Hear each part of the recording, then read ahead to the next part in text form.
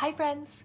Today, Callie and I have one final book for you just for fun when you have some spare time before bed, and it is called Move on up that beanstalk, Jack. And this book has a lot of science involved, a lot of force and gravity and motion. So we hope you like it.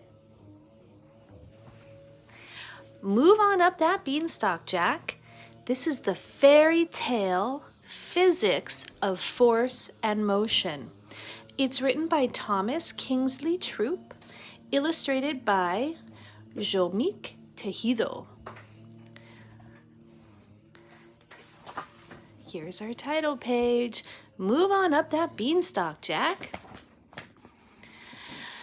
Some time ago, in a land you'll never find on a map, lived a boy named Jack and a mom named Mom. They shared a small house and a sad, empty garden. "I'm so hungry I could eat my shoes," Jack said. "I'm hungry too," Mom said. "I'd make a dirt sandwich, but we're out of bread." One afternoon, Jack looked out the window at their bony cow named Gloria. She mooed and ate the last pea in the garden. Jack's stomach rumbled. "We have to do something," he told Mom, "or we're going to starve." Gloria stuck out her tongue and swished her tail. "That's it," Jack said. "I'm going to sell that awful cow." "Good idea," Mom said, staring at the blank TV screen. "Then we can pay our cable bill." Jack groaned. "No, we need to buy food, Mom." "Oh, of course," she replied. "Sorry." Jack went outside, grabbed Gloria's rope, and pulled. The cow wouldn't budge. "Moo," she said. "How about you move instead?" Jack said. "How's it going, Jack?" Mom called from the window. "I'm pulling on the rope using a force, but this annoying cow is just standing here," Jack replied. "A force can be a pull or a push," Mom said. "Try pushing her. She'll move." Jack pushed Gloria as hard as he could. With a grunt, she finally moved, and the two headed to town. In town, people crowded the streets. They hurried from place to place. Not one of them wanted to buy a bony cow. "Moo," Gloria said. "Yeah, we need money," Jack said, "for food and cable TV." Just as Jack was ready to give up, he spotted a man selling cell phones and beans. Jack accidentally bumped into the man's table, and some beans fell on the sidewalk. "Oops," said Jack. "Sorry about that." "No problem," the man said. "That's what gravity does." "Gravy?" Jack asked. "That sounds delicious right now." "No," the man said. "Not gravy, gravity. It's the force that pulls. It pulls everything with mass toward Earth's center. Buildings, cars, people." "I thought things just fell," Jack said. "Gravity makes that happen," the man explained. "Hey, would you like to trade me your cow for these beans?" "I don't like beans," Jack said. "Oh, but these are magic beans," the man said. "Plant them and you'll grow one amazing, giant-sized—" "Yeah, okay, sure," Jack said. Jack couldn't wait to tell his mom the good news. "Mom, look," Jack cried. "I got some beans." "We don't like beans," Mom said. "How much money did you get for the cow?" "No money," Jack said. "Just these beans. Magic beans." "Jack, beans only grow more beans," Mom said, and she snatched them from her son's hand and threw them out the window. Hard, the tiny veggies disappeared in the garden dirt. "Good arm, Mom," Jack said. "Thank you," Mom said. "That was a lot of force, wasn't it?" Late that night, a thunderstorm soaked the land with rain, and something happened in the garden. "What is that?" Jack cried, looking out the window the next morning. He leaped from bed and raced outside. Mom followed. A huge, thick beanstalk towered overhead. It stretched high into the clouds. "Great," Mom said. "Now we'll have tons of giant beans we won't eat." "I'll try to shake some loose," Jack said. He pushed on the beanstalk, and then he pushed harder. The beanstalk wouldn't budge. Jack gazed at the clouds. Maybe, just maybe, there was something to eat up there. He grabbed his gloves, gave his mom a hug, and started to climb. He climbed pretty high, and then he climbed some more. After he climbed for a while, he, of course, did some additional climbing. Jack's house down below looked like a tiny speck. "If I let go right now," he said, "gravity would pull me down fast, and that would hurt." "Hey!" a voice boomed above Jack's head. "What are you doing, little guy?" Jack froze. "You look hungry, kid," the voice continued. "Come on up, I'll fix you a sandwich." Jack had no idea whose voice it was. "But I am pretty hungry," he thought. "And how can I say no to a sandwich?"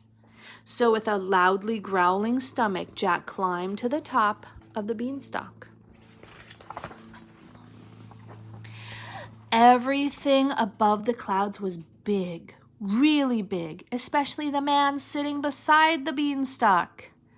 "Hey, kid," the giant boomed. "I'm Dennis." "I'm Jack," he said. "Please enjoy this sandwich," Dennis said. "It's gonna stay at rest until you eat it." Jack raised an eyebrow. A sandwich at rest?" he asked. "It's all about inertia," Dennis said. "Newton's first law of motion says that objects will stay at rest, or in motion, until acted upon by a force. The force, in this case, is you." "Who's Norton?" Jack asked. "Newton, Sir Isaac Newton," Dennis said. "He studied how objects move. Newton used his discoveries to create the 3 laws of motion." "So if I eat some of this delicious-looking sandwich, I'll disrupt its rest?" Jack asked. "That's right," Dennis said. "Well then, let's wake it up," Jack said, tearing off a fistful of bread.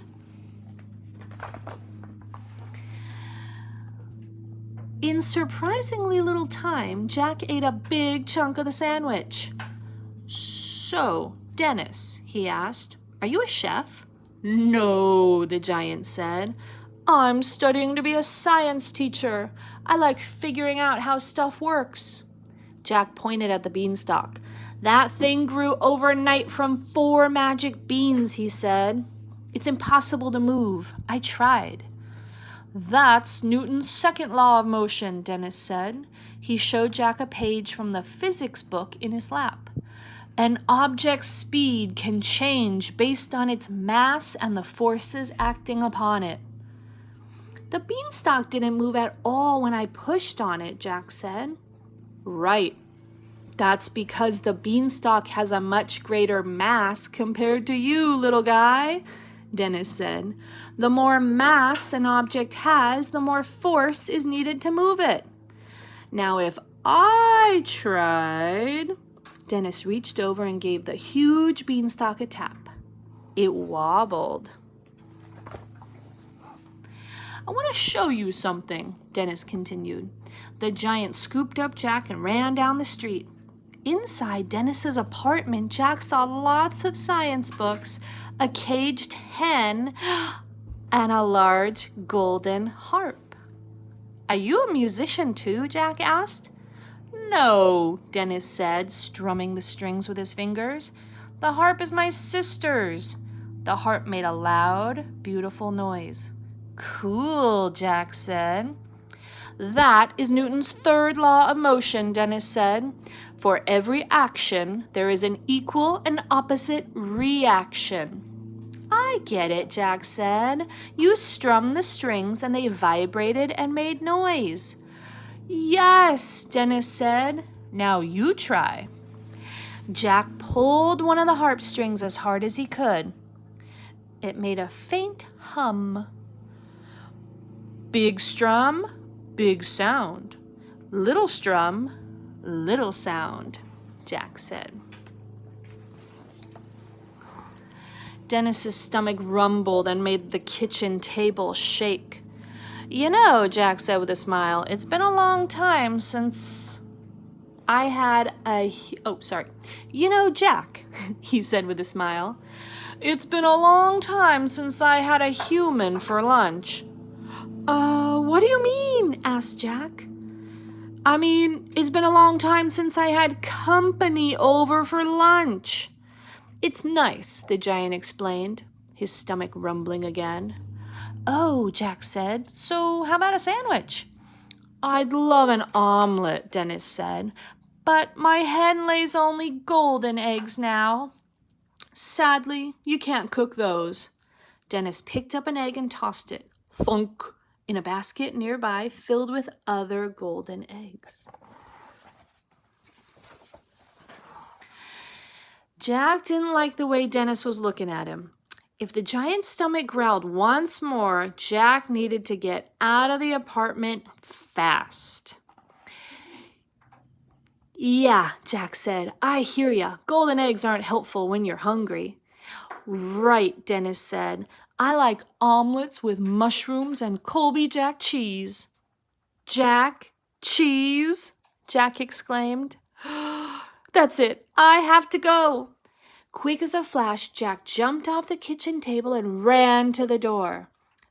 Wait, where are you going? Dennis asked. Jack pushed and pushed, but the door didn't budge. Oh no, he thought, not another one of Newton's laws of motion. Fee, fi, fo, full, Dennis sang, walking up behind him. This door opens with a pull. The giant pulled open the door and Jack scrambled out. Hey, wait, what's your hurry, Jack? You forgot your... Dennis shouted. Newton should have a fourth law of motion, Jack cried, running as fast as he could. Anyone chased by a hungry giant will move really fast. When Jack reached the beanstalk, he tightened his gloves and started sliding down. The giant followed. Gloves are a good idea, little guy, Dennis said. They provide friction. Friction is what happens when the surface of one object meets another. How do you know all this stuff? Jack cried. Friction can help slow you down, Dennis said. It works in the opposite direction of motion. Please slow down so I can... Forget it, Jack said. No way. I don't want to be the cheese in your omelet. Jack continued to slide toward home. The whole beanstalk shook as Dennis climbed down after him. When Jack reached the ground, he yelled toward the house, Mom, get an axe! There's a giant coming down the beanstalk after me! A moment later, Mom ran out and tossed him an axe.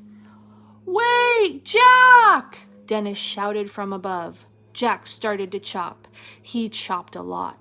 And then he chopped some more. After a countless number of chops, he, of course, did some additional chopping.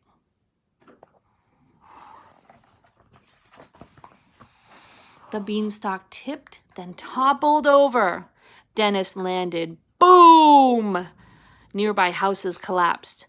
A lake spilled into a valley. Somewhere a baby cried. Wow, what a drop! Thank goodness my shirt was loose and slowed down my fall, Dennis said.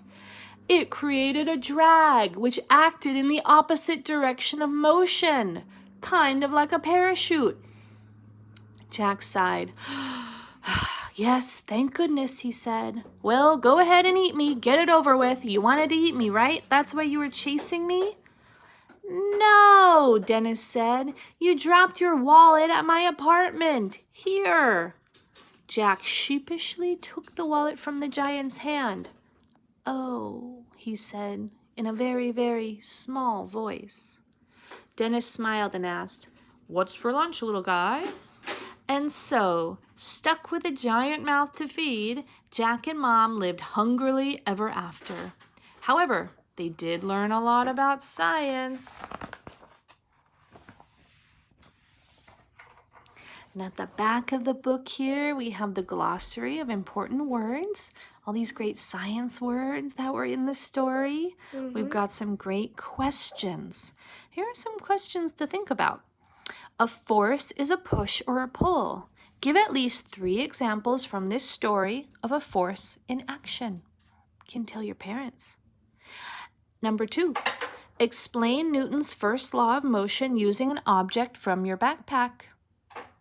And number 3, which would be harder for you, to push a baby stroller or a full-size car? Why? Use Newton's second law of motion to explain your answer. I hope you liked it, friends. See you soon.